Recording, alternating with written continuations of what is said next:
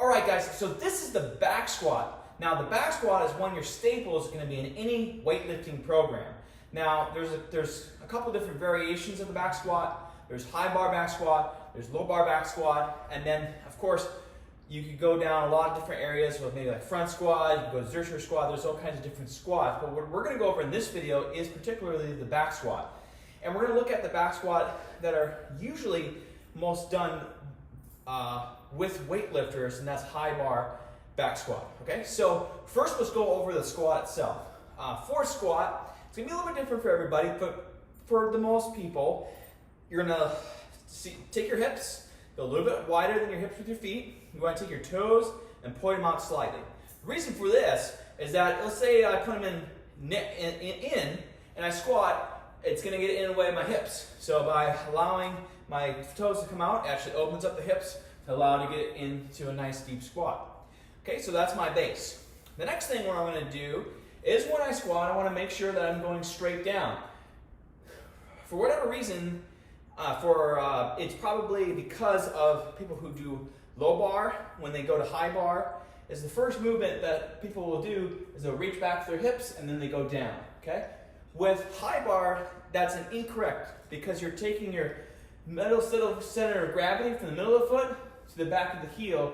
That's incorrect. You want to have middle of the foot pressure the entire time through the lift, especially for weightlifters, okay?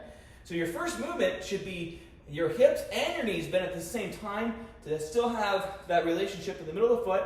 And then as you're going through, I'm still middle of foot pressure throughout the entire lift. With your hips, think of it as a bucket of water. I don't want to tilt it forward, I don't want to spill it forward. I also don't want to spill it back either. My hips should be right underneath my center of gravity, going down in the squat, okay? Down and up, okay? So that's the pattern of the squat itself. Now, with the back squat, the bar is going to rest on top of your traps, okay? You want your elbows to be right underneath it or slightly behind to create that shelf.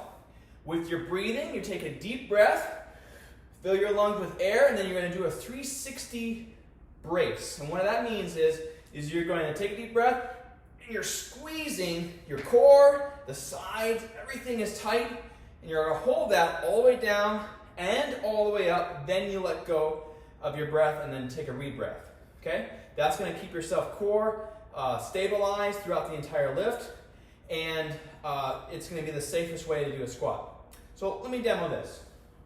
I'm going to come underneath the bar. A barbell is going to go on top of your traps.